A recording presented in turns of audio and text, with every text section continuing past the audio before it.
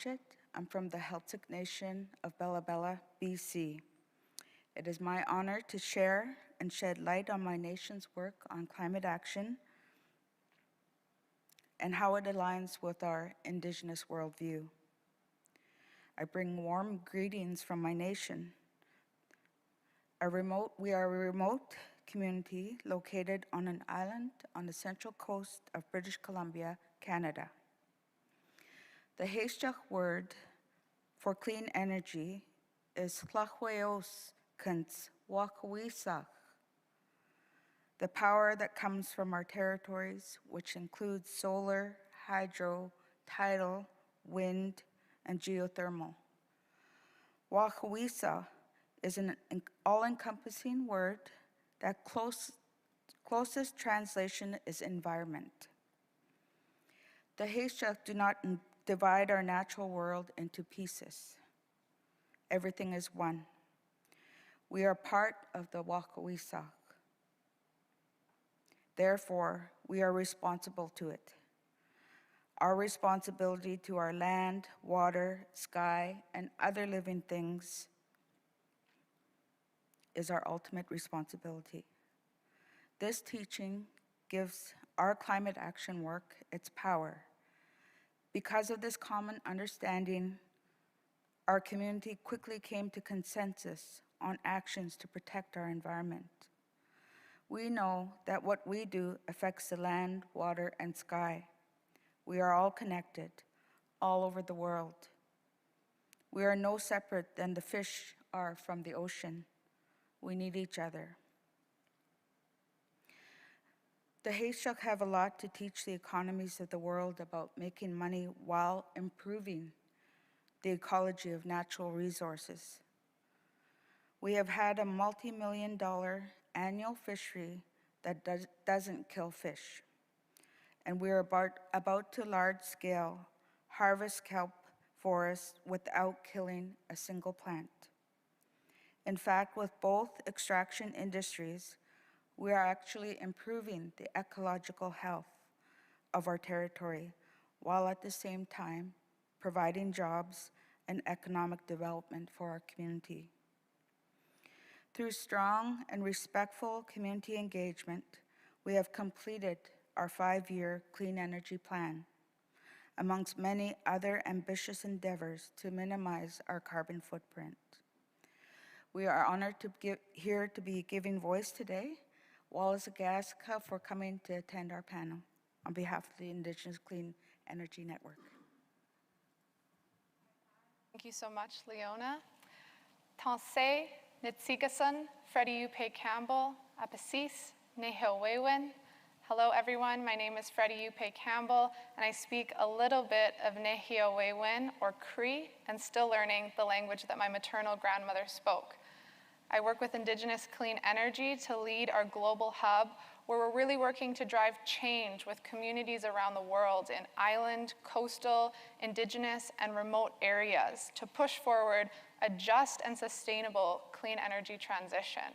I would like to pass it over to introduce our panel before we go to Aaron Stewart to talk a little bit more about Indigenous clean energy. So we'll start to my right here, please. Yes, thank you very much. I'm Søren Henderson, and I'm from Denmark, which is maybe a strange connection here, but I'm here because I work on an island called Samso, and I've been in close cooperation with the Catalyst program since 2016, and worked with the nations for independent energy development and master planning and structures like that. So I'm very proud to be here. Thank you. Thank you. Happy to have you. Seamus, please. Tansei, Kakeo, Kitatamskat, Nawao, Nidoltamak, Miskokwen James Harper, Nia, Sagowino Namis Kakegan, Nihioaskioche. Hello, greetings everyone, all my relations. My name is Miskokwen James Harper. I am from Sturgeon Lake Cree Nation, Treaty 8 territory in what is known as Northern Alberta, Canada. I'm excited to be here with my fellow ICE team. We're going to talk a lot about what is very passionate to me and dear to my heart, which is about empowering Indigenous nations and people and communities to their own right and their own sovereignty, to establish their own well-being while also taking care of Mother Earth, the sacred responsibility of which that I was taught from my kukum, from my grandmother. So I'm looking forward to today's session, and thank you for being here. Hi, hi. Hello, bonjour. My name is Erin Stewart. I'm a settler Canadian who is privileged to live on the unceded and unsurrendered Algonquin territory in what is also known as Ottawa, Ontario, Canada. I'm the Managing Director of Indigenous Clean Energy, and I'm so excited, and thank you all for being here today and joining us for what I know will be an incredible session and definitely worthwhile. Thank you. So we're very excited to start our session off today by sharing with you a little bit of the impact that Indigenous clean energy leaders have made on Turtle Island and globally. So we'll flip it to the next slide, please, and we'll start a video here. A few communities, but just to note, there are thousands doing this amazing work. If we could start the video, please.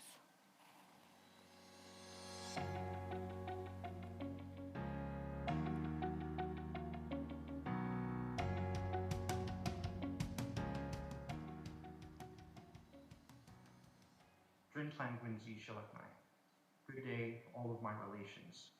My name is Tizya-Tramm. I am the chief of the Vuntut Gwitchin First Nation, a modern treaty-holding self-governing peoples, a nation of ancient heritage stretching back millennia on our traditional territories, our homelands. Our community has endeavored on a bold project, one of the largest solar panel projects in the Arctic Circle. A small village of 250 people, 80 miles north of the Arctic Circle in the Yukon within Canada, 60 miles east of the Alaska border, have created a solar panel array, over 2,100 bifacial panels, tied to a microgrid system, now satisfying 1/4 of my community's energy needs. Since the 70s of diesel generation, we can now enjoy silence and hear our animals, the crows, caw from across our village for the first time in 50 years.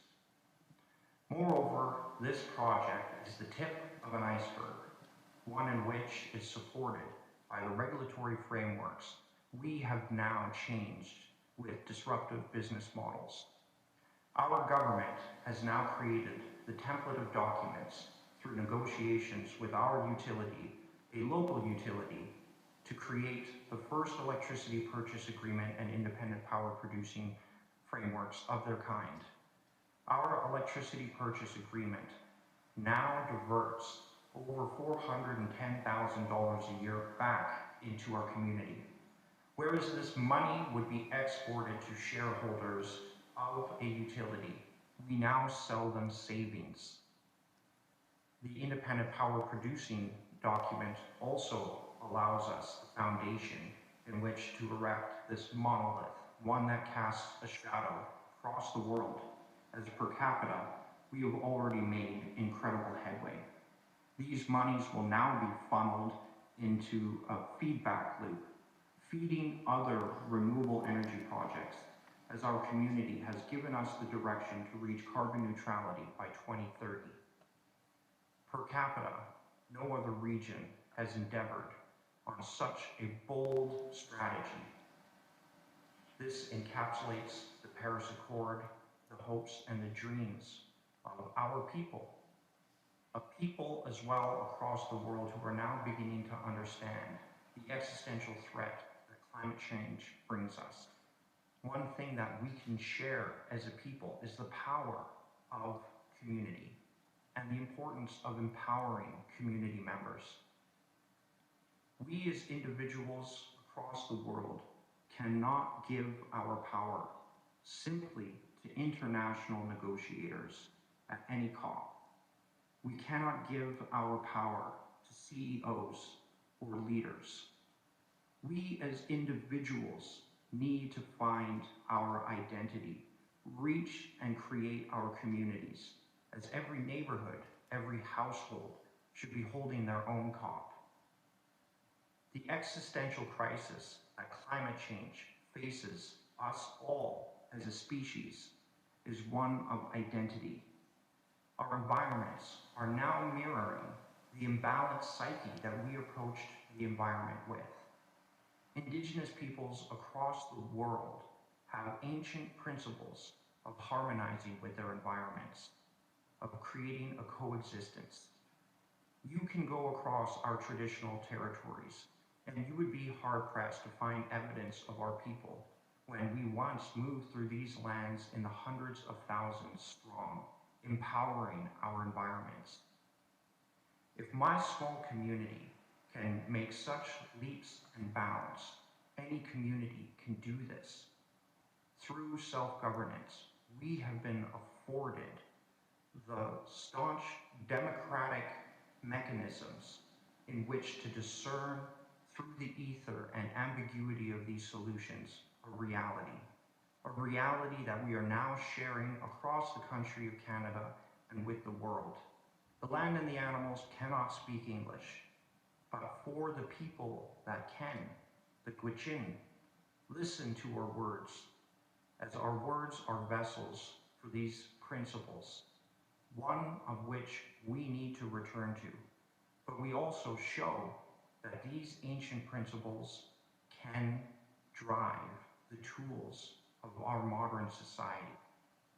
It is not too late to return to our communities and empower them. It is not too late to create bold and ambitious projects that move us forward, but we must do so together. This is the message of our lands, our animals, and our people.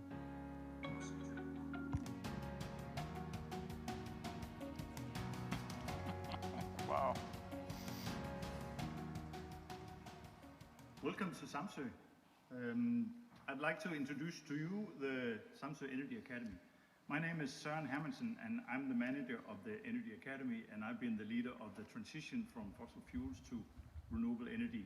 That was a project that was initiated by the Minister of the Environment back in the old days, and we became the Danish energy island, and we had to prove in the project that we could convert from fossil fuels to 100% self-sufficient renewable energy. Difficult word to say.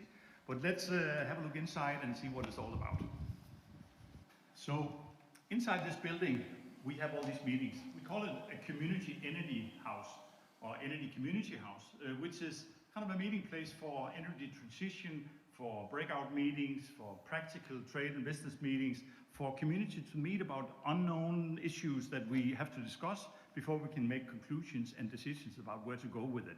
So information, capacity building, and organization structures are met here.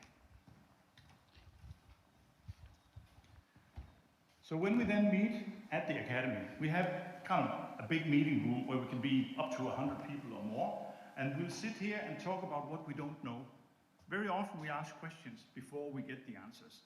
The problem for local communities is that we get the answers before we have even thought about the questions.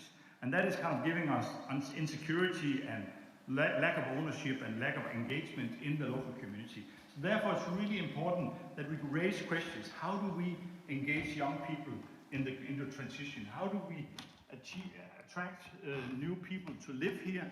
How do we kind of improve the local economy so we can make our own decisions? And all these questions are raised here and asked before we then go over to the action side and start implementing wind turbines and district heating and heat pumps and energy efficiency and smart energy systems, electric vehicles, and all these sort of things. These are all in the toolbox when we start the transition. So here we have the island. This is Samso in a little carbon version, and this little community undertook this challenge. There's 3,800 people living here. We invested more than $70 million worth of energy infrastructure investment, which is a lot of money for a low-income area. But this was bank financed and led kind of to a circular economy thinking where we stopped importing fuel from outside and started producing our own energy, which is then kind of the transition. Today, we are facing the new challenge. We want to be 100% fossil-free. Fossil-free, I mean, we are not getting rid of old people, but of getting rid of fossils. So the fossil energy supplies has to stop now, so we can save the climate and whatever is left of opportunities and chances here. So the fossil-free society is looking at farm and emissions from farming. It's looking at transportation, emission from transportation, and its behavioral attitudes from society in general. So the fossil-free community is going to take place before 2030 in Samso, which is very ambitious. But we think we have done it before, and we also think we can do it again. And hopefully we can also be an inspiration to other communities in the world, and we can be inspired by actions that is taking place everywhere where we look at similar small communities. Good luck with that.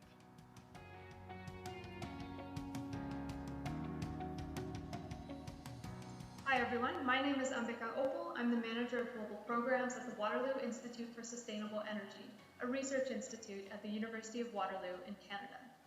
I'm speaking to you today from Igloolik Nunavut, which is Inuit land. Inuit Nanangani Ilik Sinut Okaktunga. At our institute, we run a program called Affordable Energy for Humanity, where we support communities and organizations all around the world in developing clean and affordable energy solutions.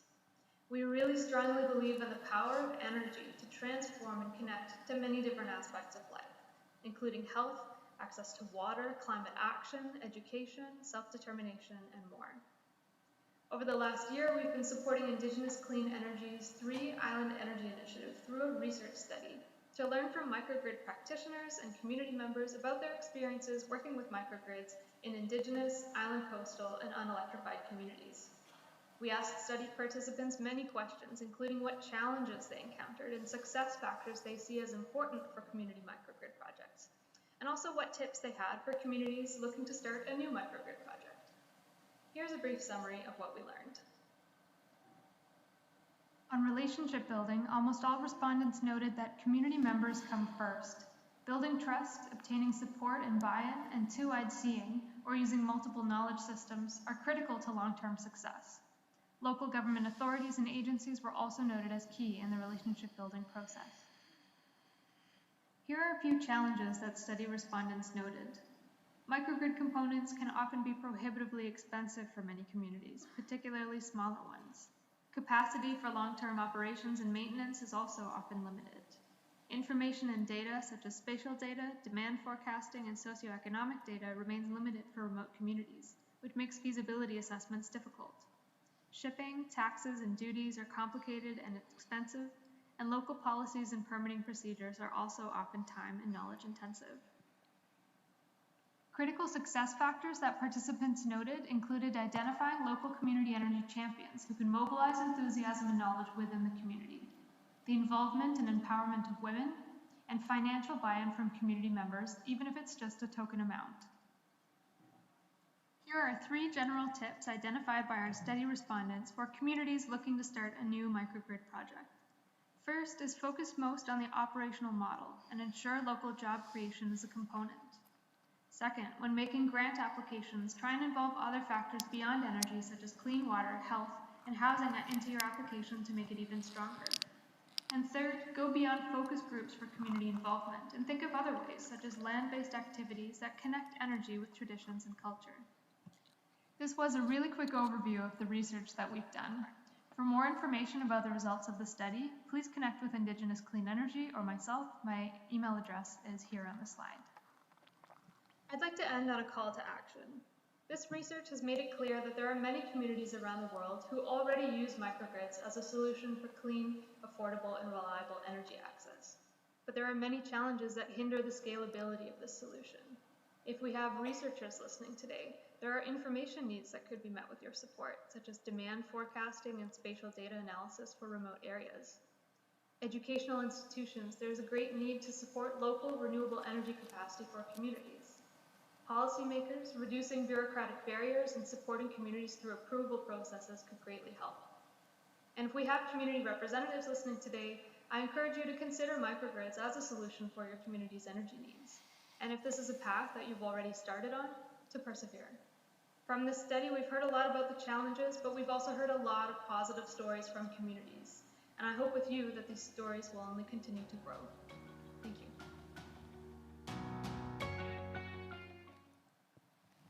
So I'd like to say hi to our collaborators coming from Turtle Island to share their stories with us today. more on collaboration. We're going to move into a segment today, and we have some very honorable guests, and we're so grateful to have them here with us, and they continue to collaborate on Indigenous-led and owned clean energy projects.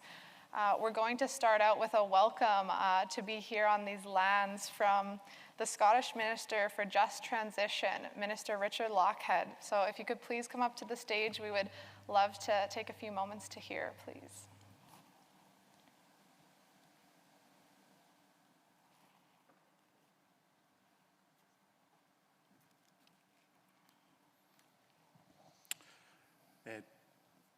Good afternoon, ladies and gentlemen, and Minister.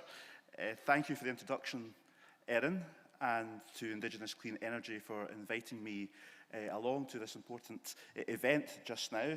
And I have to reflect on the very powerful messages from the videos and the video messages there, so thank you very much for showing me that as well. There's a lot to think about in my role in the Scottish Government, and I'll certainly take some of those messages away as well. And it's a real honour to be here to represent the Scottish Government and, of course, use the opportunity to extend a very warm welcome to you all to Glasgow. It's an extremely exciting time for us as we welcome the world to Scotland, and I'm so pleased that you could all join us here in the very dynamic and innovative city of Glasgow. I'm the Scottish Government Minister for Just Transition, and here in Scotland we know that our transition to net zero will only be successful if it's fair and everyone is brought along together on this journey. And to do this, we need to put meaningful participation with those who are going to be most affected at the centre of our approach. And I've been asked to share with you briefly, Scotland's approach to just transition, including how we've agreed the conditions for just transition planning and how we are delivering those plans. In the next 10 years, in the next decade, we will need to lower emissions in high carbon sectors of our economies, including transport and heat and buildings, and both these sectors account for approximately half of Scotland's greenhouse gas emissions and touch on all our lives, whether as a worker or as a consumer, so a just transition will be absolutely vital. We have taken early action by embedding just transition principles into our climate legislation here in Scotland, meaning we need to reach net zero by 2045 in a way which is fair. And earlier this year, we published our National Just Transition Planning Framework, and this sets out how we will plan for a just transition across our society. We have based our approach on the principle of co-design and giving those most affected by the transition the loudest voice in determining their own future, which I think echoes a message from the video we've just watched. Empowering people to shape their future is essential in maintaining a strong consensus for change. And we've seen with our Climate Assembly here in Scotland also how important it is to empower people to inspire and challenge government. And I hope this process will be similarly successful. And our first Just Transition Plan will be delivered as part of our forthcoming Scottish Energy Strategy. Our new Just Transition Commission will focus on walking the walk and holding government to account in that process. We'll also work closely with trade union representatives and local government, including our Scottish Council for Local Authorities here in Scotland. We're already working with local leaders in a collaborative way. For example, the Scottish Government and our local councils are working to promote a collective approach in developing Isla's local energy system, one of our beautiful islands, Isla. And this looks at how energy is generated, supplied and consumed on Isla and the surrounding islands of Jura and Colonsay on the west coast of Scotland, and how this can benefit our local communities. Our economic and community development agencies also supported the communities of the Isles of Egg, Rum, Canna and elsewhere to participate in the Clean Energy for European Union Islands project, a programme that supports the transition process towards clean energy and provides a platform for international collaboration. And I hope the name of these famous Scottish West Coast islands whets the appetite for you all to visit at some point and see for yourselves what is happening. But these communities will share knowledge and expertise and resource to develop one overarching off-grid transition agenda with specific recommendations for each island within that.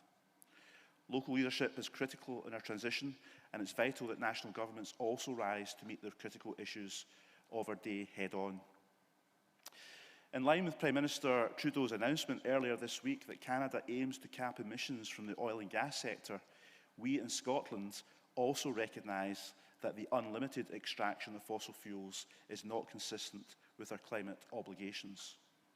And our focus will be on achieving the fastest possible just transition for the oil and gas sector, one that delivers jobs and economic benefits and ensures our energy security, but of course meets our climate change obligations. And our upcoming energy strategy and just transition plan will be an opportunity to demonstrate our commitment to a truly just transition for the sector. So that's just a few remarks I was asked to give to try and put in context what's happening here in Scotland, and I think part of hopefully what I've outlined, particularly in relation to our island communities, also aligns with the objectives that you have, and again, as I said before, the messages from the speakers in your video. So I hope it gives you some context on our experience to date on just transition and the really challenging but exciting times lies ahead. And as I said, community engagement, participation and empowerment are all key in supporting a just transition. So thanks again to the Indigenous Clean Energy for the invitation to come along and say a few words today at your event here in Glasgow at COP26. Myself and my government's representatives in Ottawa are very grateful for your continued engagement, and I hope this is a kind of discussion that we can continue beyond COP26 and through the very important years that lie ahead.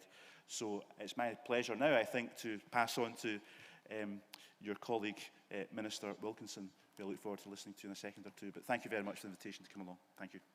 Hi. Thank you so much.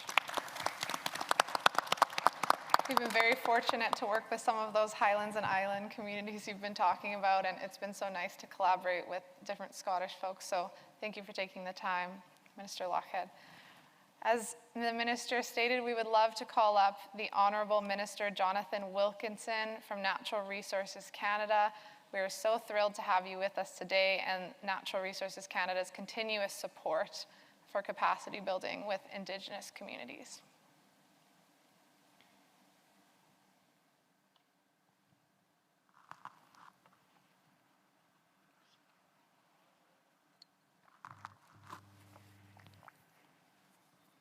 Good afternoon, everyone, and thank you for the invitation to be here today and for all of the comments and the videos. I want to recognize that we're both from British Columbia, and I had the great honor of working with your nation quite closely when I was the Minister of Fisheries and Oceans on some of the fisheries arrangements that you actually referred to. I do want to acknowledge and thank our hosts here in Glasgow.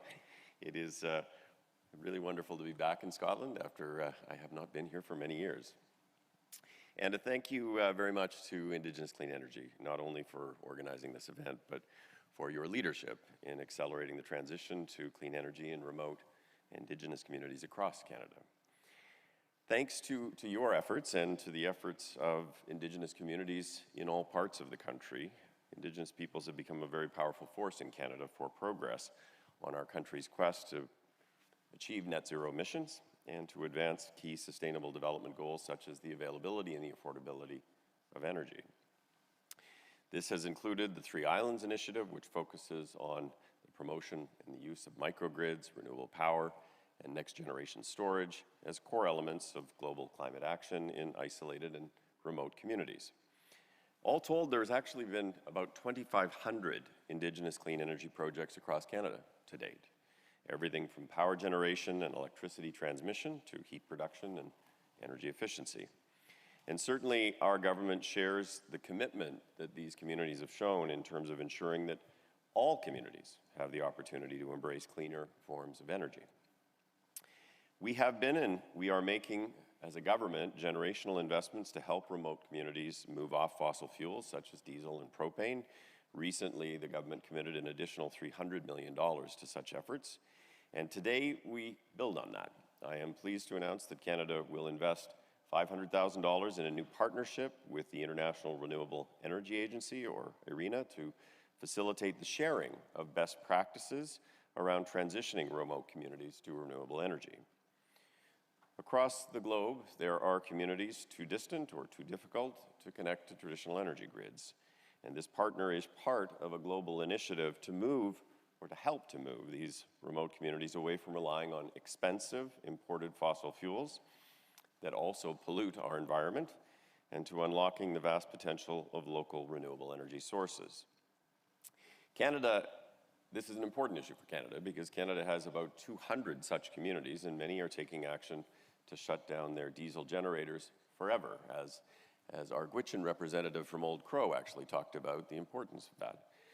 This partnership will build a new global platform for countries facing similar challenges, enabling us to generate new knowledge and to share best practices. I'm certainly excited that remote communities across our country, alongside Indigenous climate leaders, will be able to share their experiences around the world to help build capacity elsewhere, to promote local ownership, and to help to drive local economic development. I'm also very pleased that the Commission for Environmental Cooperation, which is actually part of the Canada-US-Mexico trade agreement, will lead the North American component of this work. Providing clean and affordable and modern energy is a global challenge. And I certainly would urge other nations to join in this initiative to promote renewable energy projects in off-grid, rural, and remote communities in their own countries, and to ensure that none of their citizens, just as we are working to ensure that none of Canada's citizens are left behind as we work to build a cleaner and more sustainable future for all of us. So thank you very much for inviting me to be with you today for this very important conversation. Thank you so much, Minister Wilkinson.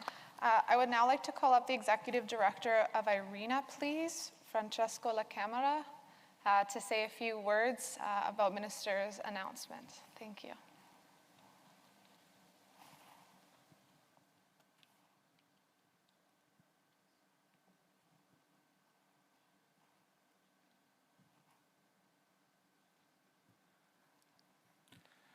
Buonasera and good evening all. I'm pleased to address you at this Global Renewable Energy Microgrid Strategy event. From the speakers gathered here today, this promised to be an excellent conversation. I would like to welcome the launch of this new multi-stakeholders platform for transitioning remote community to renewable energy, alongside Natural Resource Canada and the Commission for Environmental Cooperation. So thanks to Canada, thanks to to Jonathan for having this launch today. We are excited to partner with Canada in this initiative so we can demonstrate the transformational power of renewable energy. The world has recognized this, and renewables have become now mainstream. IRENA analysis shows that for the past 8 years, more renewable power was added to the grid annually than fossil fuels and nuclear combined. And renewable power technologies now dominate the global market for new electricity generation capacity, as they have become the cheapest source of electricity in many markets. A record level of 260 gigawatt of renewable-based generation capacity was added globally in 2020, more than 4 times the capacity added from other sources. And this comes with significant benefit, most notably in job creation. IRENA has been tracking this since 2012, and within these 8 years, the number of jobs was more than double, from 6 million in 2012 to 12 million in 2020. And under IRENA's 1.5 Celsius compatible global pathway, the renewable energy sector could triple this number by 2030. To deliver on this vision of the future, we need a combination of centralized and decentralized approach to policy coordination, and a subnational and sectorial level must therefore be deployed. And we need concerted and global action.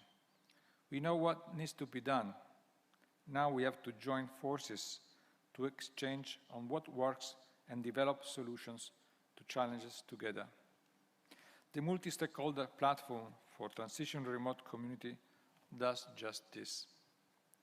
It builds on the Canadian experience and leverages ARENA global membership, and convening power to support the remote communities worldwide, ensure their resilience and prosperity. ARENA stands ready to work with its partner. I have to say that I'm particularly happy to be part of this event today. And we encourage all to join this important platform to together find a way to a cleaner, more inclusive and equitable future. And you can count on ARENA work, as I do. Grazie. Thank you very much.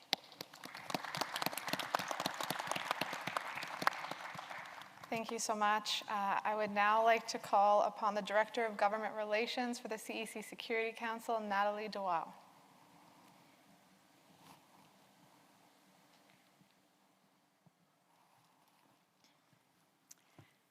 Good afternoon, distinguished panel.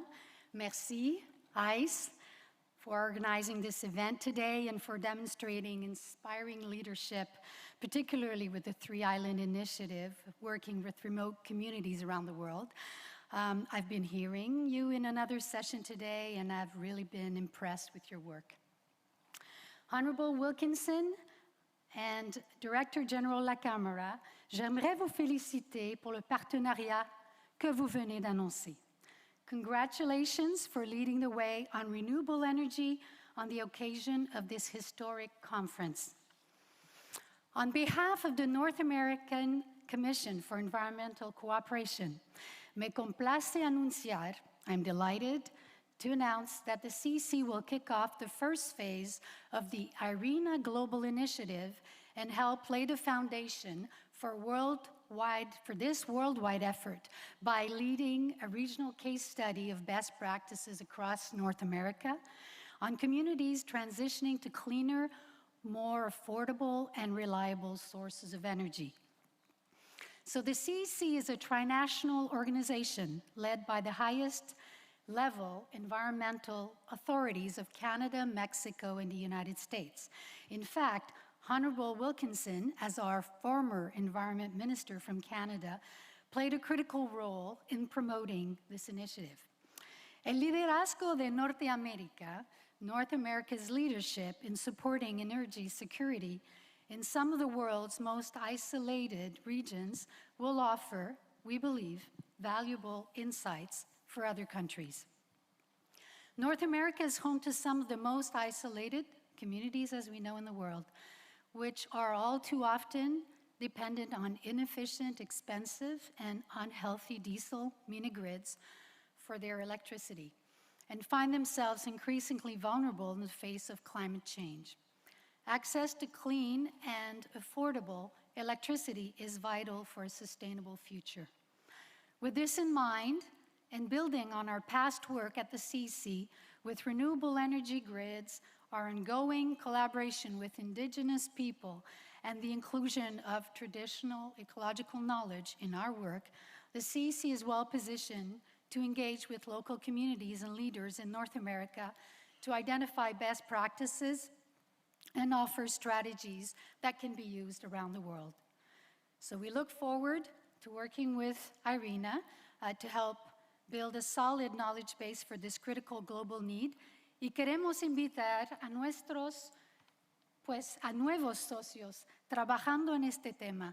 And we welcome new partners working in this space to connect with the CEC so that this foundation for supporting remote and Indigenous communities can be as robust as possible. So thank you again, ICE, for hosting us, and all the best. Merci, gracias. Hi, thank you, merci, gracias, Natalie. We are so honored to have with us today the Assembly of First Nations Chief Paul Prosper, who I would now like to call upon to give a few words before we go into a little bit more about ICE, and I'll open the floor to some questions. So I hope that they're percolating minds out there.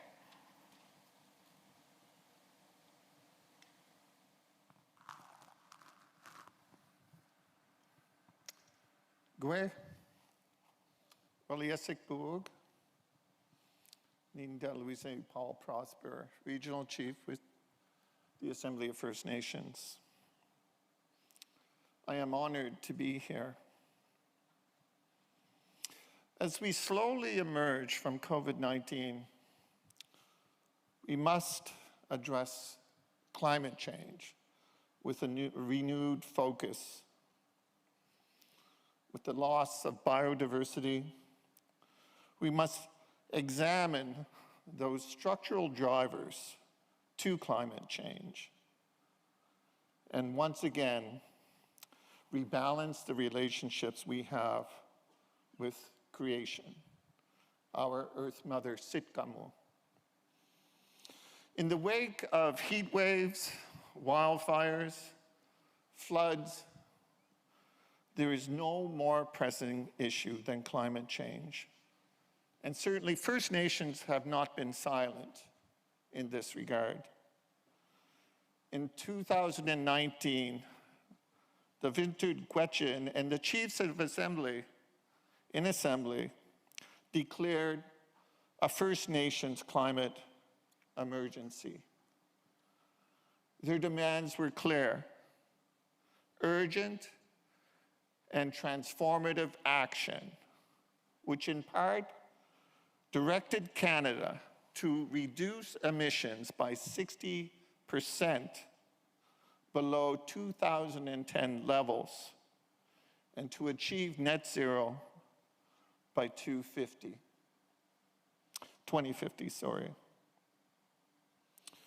This was a unique demand because it extended the state of emergency to the lands, waters, animals, and resources. At the same time, the chiefs in assembly passed a resolution to highlight the importance of First Nation clean energy leadership. Indigenous people around the world are leading the way in new approaches and innovations to the economy, and this includes green and renewable energy. Within Nova Scotia, within the Mi'kmaq Nation of Nova Scotia, we produce, through wind farms, more energy than we consume. In fact, in Mi'kmaq, Ilnu means First Nations, all First Nations in the world. And a phrase has been coined, Ilnuvation, allowing for us to take on this new leadership role. First Nations are not passive recipients to climate change. We are climate and clean energy leaders. Further to this, the Assembly of First Nation is developing a national climate strategy with the focus on a First Nations climate lens.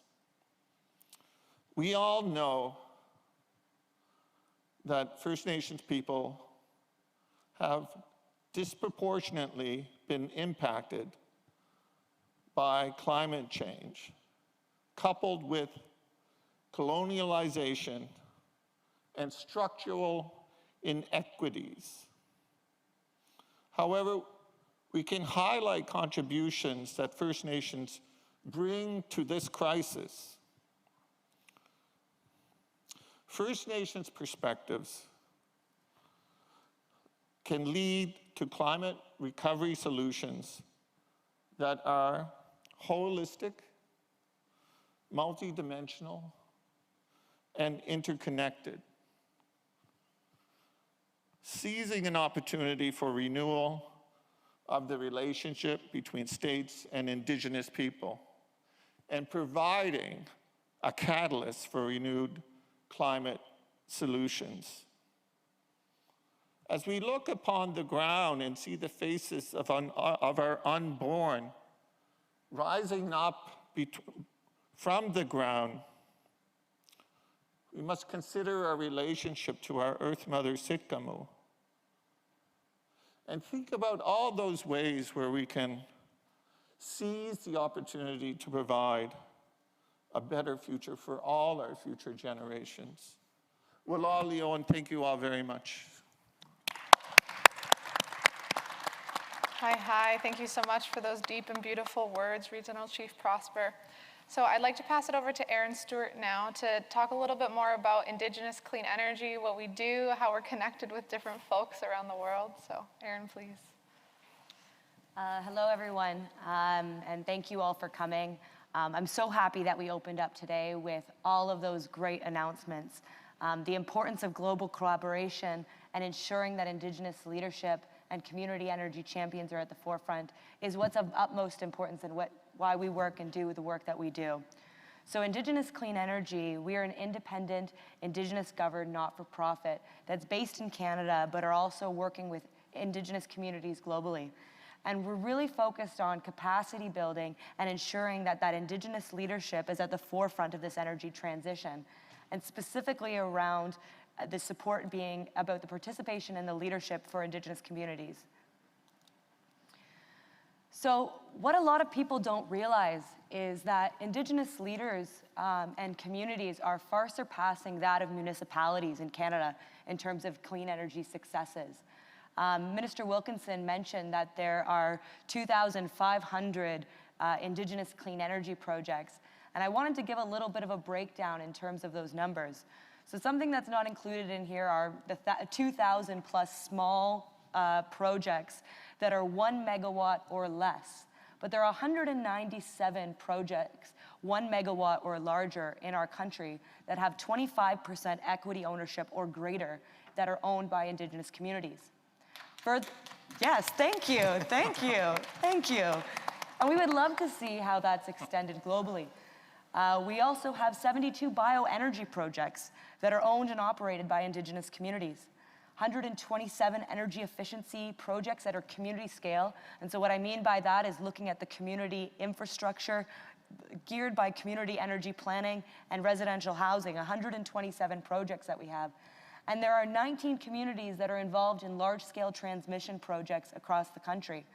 What this equals is about $1.5 billion in Indigenous employment and contracting income and 19,000 construction jobs. And so it's a huge economic driver, but more importantly, it is a social and environmental alignment that is most important to us. And so our programming is really focused on capacity building and ensuring that Indigenous communities are able to do these projects themselves. And so we have a number of initiatives, but our organization is really grounded in the networks that it's been built. ICE has only been an organization since 2018, and through that process, we've already engaged 200 communities across this great land in capacity building, showcasing best examples that have already been led by communities to encourage more to get involved. And so our programming is really about building capacity, fostering cooperation, facilitating collaboration, and ingraining culture. I can't get into all the details, and I hope we do on this panel, but I wanted to just let you know, in terms of some of the work that we do, we have an online platform called icenet.work. And on icenet.work, you can come and watch our monthly webinars that we host, and we facilitate dialogue on this exact topic. Another thing that we have is our Generation Power program. We realize that Indigenous youth need to be at the tables at all levels, not just in construction jobs. And so we have an employment program where Indigenous youth are being hired at utilities, at municipal governments, federal governments, provincial governments, and their local communities, most importantly. And we offer wage subsidies for that. And finally, our 2020 Catalyst program, which is an executive program that talks about energy planning, project development and construction, operations, project financing, and the list goes on. That's, in terms of some of our work, we're really hoping to extend globally.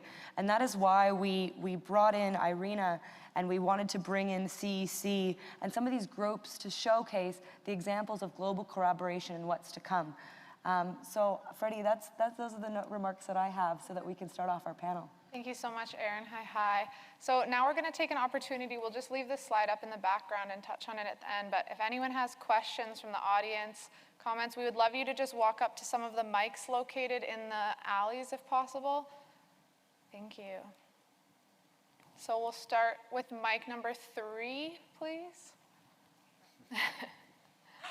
Hi, my name is Christina Hoyka. I'm a professor at the University of Victoria. I'm really excited to be at your event, and I've learned so much from this. I actually just wanted to ask, Aaron Stewart gave a number for the number of projects with 25% equity ownership, and I just missed the number, and I'm just wondering if you can repeat that, because that's really impressive. Thanks. Yeah, no problem. So that's 197 projects, 1 megawatt or larger, but there are 2,500 projects with Indigenous involvement that are a megawatt or smaller. So community scale projects being the 2,500, and more utility scale projects, there's 197 currently. Thank you. Thank you. We'll take mic number 3 again, please. Hi, my name's Farry, and yeah, my home is in Morven, which is on the west coast of Scotland, which just completed a large renewable energy project, which is a community-owned hydro scheme, which my dad helped develop actually. So, and I guess related to that, my question is, in Scotland, what we find is that most community-owned renewable energy projects are developed by volunteers. They're really dependent on the capacity of local volunteers, which means quite often they're developed by older, often men, retired members of the community, because younger people just don't have the time that they can give up. So I guess my question is, is that something that you see internationally, or is it just a problem in Scotland? And if it is, how can we make sure that resources, especially from all the announcements that have just been made today, actually make their way to those local communities, especially at like the seed, like the developing point, so when communities are just looking to like develop their first energy project? Yeah, thank you so much for the question. So when it comes to clean energy project development in communities, I want to validate your concerns here. This is something that we've heard, where the time and the precious time and energy of the community members to get this project started, to get that visioning process started, and really get that valuable knowledge into the design process, often goes uncompensated. And so for us at ICE, we recognize the gap and we're still working on it. But one of the things that Aaron was just mentioning was youth engagement. Through Generation Power, for instance, we're offering mentorship to Indigenous youth to pursue careers in the green sector, in the climate action sector. In addition, my good friend Jordan is in the crowd. I'm also part of 7Gen, which is a joint collaboration with ICE and Student Energy. And we have started Imagination, which is an Indigenous youth mentorship program. And essentially, we offer free mentorship, digital access tools, training, online training, and finally, a program grant of about $10,000 or more for Indigenous teams of Indigenous youth to accomplish a community sustainability project that they see is fit for them.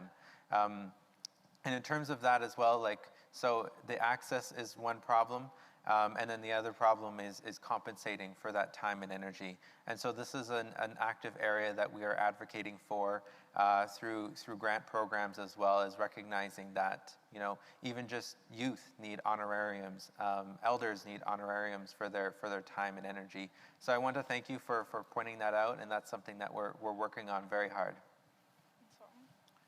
Yeah, I can only commit to this. I think that one of the big questions is that if it's the old guys, old timers like myself who's doing this out of idealism and because we want to save the world, that is sometimes a little limited in how you do it. And we have worked very hard with the European Union and with Island Corporation to find a way to translate this into jobs and innovation and what you call it, settlements and people who wants to move to these rural areas and live there and bring up a family. And if you can translate the fossil fuel economy into a green transition and then create the jobs needed and the innovation and capacity building needed for people to see an opportunity here, then all of a sudden it becomes kind of a circular economy thinking that will provide the interest of the younger generation, because this is bread and butter. more than saving the world, you're also saving yourself and your community. And I think this is the drive that we need to focus on, that the job creation and the new economy in the thinking. And for this, we need capacity building and education and lots of information, and also network and operation. I'm actually going to Mull tomorrow. I don't know where you live, to talk to some island people from Scotland, where we want to sort of share the experiences here and get things going. Thank you, Soren. We'll go to 4. I know you've been waiting there for a bit, please. Hello, thank you for organizing this event and for hosting it. My name is Alex Hadjibiros, I'm from Greece. And I've been working with communities on clean energy and capacity building and networking and exchanging, one of which is the island of Samso. And it's really impressive, the work that have been carried out in Canada. I've already heard a couple of ideas of how you think you could expand it, but I was wondering whether you could maybe go a little bit deeper about, because I'm sure that there are many people and community leaders and out there that would like to, share examples and learn from you and enhance this knowledge sharing and exchange. So I was wondering what do you think? Yeah, thank you so much for that question. Actually, the slide behind me speaks to that a little bit.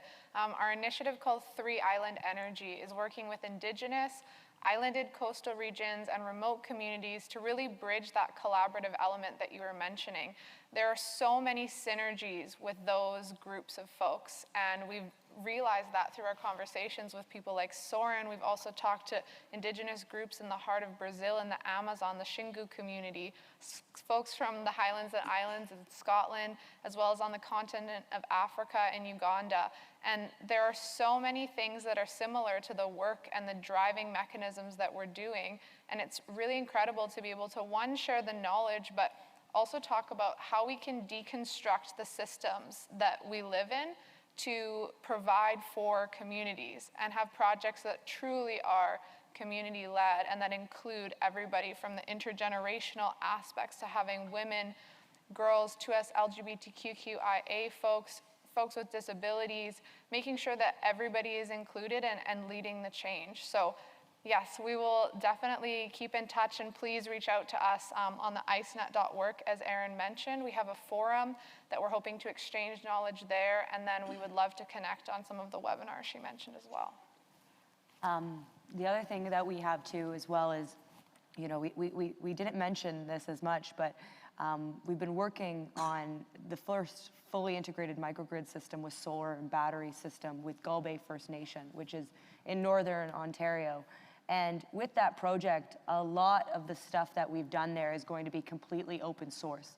And so we're hoping in terms of microgrid integration and that learning and the community ownership side of that and how that works, we want to share that globally and that messaging globally so that other communities can take the models that we have and apply it to their own lens. We're also doing a number of case studies, both nationally and internationally, in hopes of being able to share that around the globe and cross-collaborate. But as Freddie mentioned, it's aligning some of those partnerships, and we're still in the early developments of that, and why we were so happy and honored to have this stage to talk about the advancement of that work. Thank you. We'll go back to 3, please, for the microphones. Hi, thank you all very much for your presentations. They were very inspiring, and especially how communities can use localized renewable energy. My name is Angel Aluk. I'm from the Big Stone Cree Nation in Treaty 8 territory inside of the Athabasca Oil Sands region. I'm also an assistant professor in gender studies at York University in Toronto. I'm sorry I'm taking my mask off because I have asthma, because I live near Refinery Row in Edmonton, and also there's ongoing forest fires in Treaty 8 territory. So my children and I all have asthma. I just wanted to ask Minister Wilkinson, it's really great to hear about these renewable energy projects and the slowing down or the ending coal and diesel. But what about the fracking that's still going on in my traditional territory that's destroying our water and our traditional lands? are we going to be reducing that and respecting First Nations' right to free, prior, and informed consent? In my research I've done in my home community, there's a great deal of lack of consultation, and we're normally the last people told when these large energy projects that are fossil fuels are brought into our communities. So it's great to hear about renewable energy, but I would like to keep the oil in the ground to protect the future generations of my people in Treaty 8 territory, and I'm wondering if Canada will move in that direction as well. Thank you. Hi, Kananas Kumtin.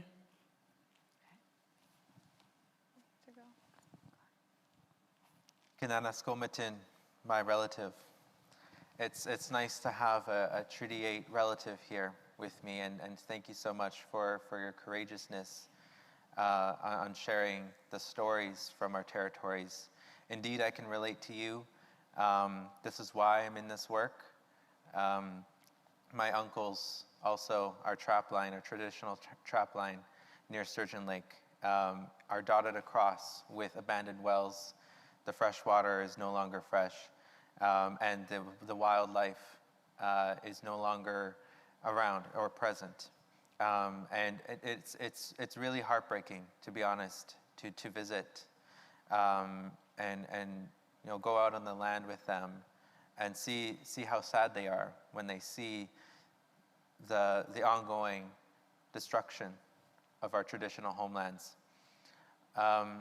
I do want to say that I feel for you, and I believe that Indigenous communities, Indigenous nations demonstrate exceptional leadership and exceptional resilience on showing the world that despite what is going on in our territories without our consent, that we can still be leaders on climate action, that we can still lead on taking a part on reducing our emissions. I'm sorry, I'm just very, very passionate about this. I don't have a direct answer for you, I'm sorry. This is also why I'm here, is to represent my nation. I'm a citizen of my nation, as much as you are of yours. And I'm urging not just the government of Canada, but the parties worldwide here to indeed keep it in the ground. And we can, and we have the resources. And this is why us at ICE are so passionate about telling our story. And thank you so much for your work at ICE. I'm going to include some of your things in some of my research. Thank you very much. Hi, thank you. We'll go back to, two, new, hi, and then we'll go to 4. Thank you. My name is Lauren Touchard. I'm a postdoctoral fellow at the University of Ottawa, situated on the Algonquin, unsurrendered and unceded Algonquin territory. I'm curious to learn more about your projects and how actually you're using energy investment and energy project to build community wealth. There are new vehicles now to build actually financial wealth within communities. You can place land into trust and actually use land trust to actually invest in the future. You can also build community investment funds and community investment trust, and that money can be reallocated towards the territory to protect the territory, the environment, and invest in other buildings. So I was quite curious about how you harness that money that you're receiving, revenues you're receiving from your energy projects, and how you reinvest it into your communities. Thank you. Miigwech. Yeah, thank you so much for that question. Of course, in terms of what we're looking at in terms of these large energy projects, we really encourage communities to, of course, make the decision that makes the most sense for them. But where there are multi-millions of dollars being made on some of these projects, one of the things that we encourage is creating a community trust. And we've seen that community trusts for these investments, and having community members actually be the trustees. And when we're talking about some of the intergenerational collaborations here, having youth participants on your board, having elders on the board, having a member of council on the board, as a way to ensure that the money is going to places that fulfill the needs of the community for not just the current, just right now, but also into the future. And so that's the way that we've positioned a lot of these projects that we mentioned here is through putting it into a community trust. We've seen just an amazing amount of impact of what people have been able to do as a result of that. Some have invested into elder housing. Others has been into, greenhousing and schooling. And, in terms of social revitalization, it's something that is just so impactful from these projects when it's more than just the jobs that come along with it, but everything after. So thank you so much for that question. James, I don't know if you want to highlight some of the work on your side too. Yeah, well, so there are many mechanisms for financing in an equitable way and ensuring that Indigenous communities and nations have a substantial stake in these projects. One such project that I want to highlight that we're currently trying to get to financial close in the coming months with 6 Nations of the Grand River in southwestern Ontario, what will become one of the world's largest battery energy storage projects. Again, with 6 Nations of the Grand River developed 50-50 partnership. And part of the financing vehicles that we also relied on was with the Canadian Infrastructure Bank, was through CIB's mandate, providing ultra-low interest rates financing. It's specifically designed for Indigenous nations who don't necessarily have the capital, who don't necessarily have the accreditation and the securities that big banks typically need, while also giving pretty good repayment terms in contrast to typical debt financing. So there's just one other way of how we can meaningfully engage Indigenous nations to finance an equitable stake in clean energy projects, and not just your typical solar, wind, but key infrastructure like transmission that was highlighted, energy storage, all of which that can facilitate a cleaner and more just transition. We want to make sure we get to both your questions, so we'll go with mic 4, please, and then if you could put mic 3, and we'll take them as they come. Thanks. Thank you. My name is Mahip Sandhu, and I work with the Climate Reality Project Canada. My question for you is, what are some of the biggest policy barriers to the development of community REMs, and how can folks in their communities help to remove these barriers? Great question, thank you. And here? Mic 3, please. Oh yeah, sorry, if you just say it, then we'll answer both of them. Sorry, I was confused. My name is Karina. I'm the member of the Legislative Assembly of the Northwest Territories for the District of Great Slave, Chief Dry-Gaze Territory in the Yellowknives Dene traditional lands.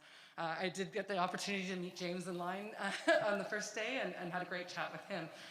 My question is around feasibility of these types of projects in Northern Canada due to the cold. And I'm curious to know, is there a component of your organization that works on research and development, not just project-based? And are you looking at things like the hydrogen cell and nuclear batteries, which I know is a terrible word sometimes for people, but I guess looking towards other forms, not just solar and wind. Thank you. Thank you. So we've got barriers to renewable energy microgrid projects and policy, and projects in the north looking at research within our organization and some other opportunities. Yep. So I'm going to try to answer them both at once. So the first one on policy from Mahip, and thank you for that question. So one of the biggest barriers on policy is, you have independent power producing policy, specific when you're looking at large scale renewables. And on that independent power producing policy, the cost per kilowatt hour to make a project feasible is not always high enough. To make, especially, in reference to the question over here, is when it's in the north. And so that is one of the biggest things. And also just in terms of the procurement here, there's not always the incentive, depending on which region you are in the country, for proponents to partner with Indigenous communities.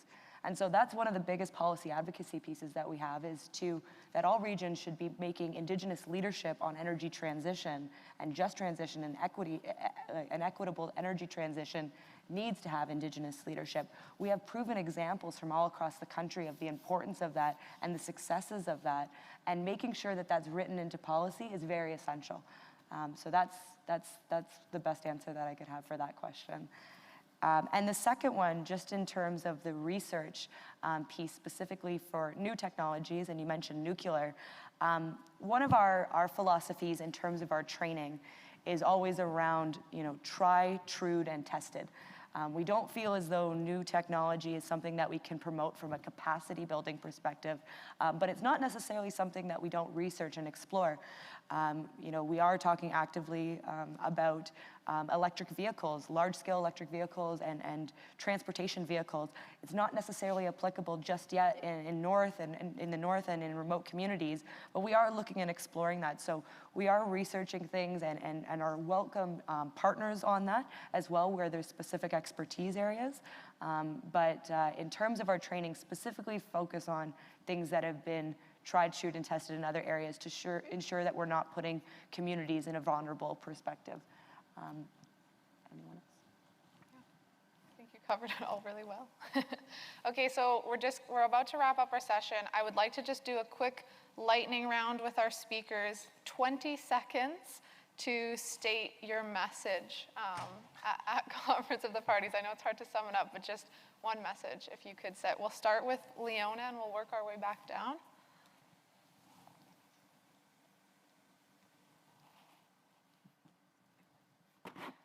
I don't have a mic.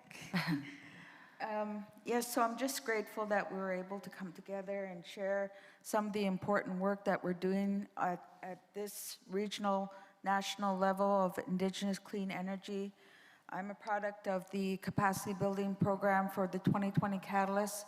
It's been an amazing journey, and we've been able to work really hard with our community to ensure that there's buy-in, that our people have clean energy literacy, and that I have an important message from my Kluane ni Nawakala, our precious elders. Their message is Klakweos kan nala o, protect our world. And thank you very much for coming out and listening to us, and check out our website. Gaska. Hi, Leona. Okay, Erin, you're... My messaging would be, you can have all of the technical advisors that you'd like, and it's very knowledgeable people, but there is really no substitution for local knowledge and community energy champions. And if there was one thing to take away from this is, I believe that every Indigenous community should have a position that is funded on climate change and energy transition to focus on that. And if that would be my message to a lot of these national governments, is ensuring that there's funding for community energy champions. Because when we talk about the SDGs, we talk about them, in these big, ambitious goals. But on the ground in communities, that's often one person that's leading on a lot of these directives. And that person needs support, and all the support we can give them, and they need to be funded positions, and that's not everywhere. And so that would be my one call to action. Thank you.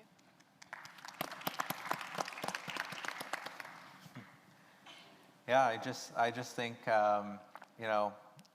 Indigenous people represent less than 5% of the world's population, but protect over 80% of our Earth's biodiversity. So my mission is clear, that Indigenous people need to be empowered to make decisions on climate policy. We will not make our 2-degree or 1.5-degree target without empowering Indigenous people. And here, we're talking about clean energy, but I also want to talk about conservation and protecting the lands that are traditionally ours and honoring that. So thank you. Hi, hi. Hi, James. Soren? What about you? I'll come back. So I think that, well, to the already very wise words that has been spoken here, I'll just say that I'd like to be friends with you, which is kind of a nice way to say that I like biodiversity in a multifaceted version. That biodiversity is not just about nature; it's also about social culture and what you call it, circular economy. That we cannot live if we don't kind of become friends with nature and all the biodiversity that is in nature. And we have done the opposite for many years also, and we need to return to a situation where we have a balanced system, where we can live and have a happy life without harming nature. And I know that this sounds very naive and very, very direct, but this is for me the most precious moment of this little conversation we had here, but with this very, very large event. We need to break down the top-down administration and be local and be responsible in the locality where we belong, because this is the best thing we can do. This is to protect what we care for. Thank you. So just to wrap it up here, my message would be listen to Indigenous ways of knowing and being, to truths, learn from the projects that have happened in a short amount of time, and take action to be inclusive and just for our sustainable energy futures. I'll say hi, thank you. And I would just like, Leona, if you could quickly close our session, please, with just a few words. I know we're right under the wire here. Thank you. So once again, Wallace Gayaska, thank you very much on behalf of the Indigenous Clean Energy Network for coming out and bearing witness to our presentation. I just do want to close with the statement that came directly from the United Nations that 80% of that biodiversity is intact where Indigenous people live.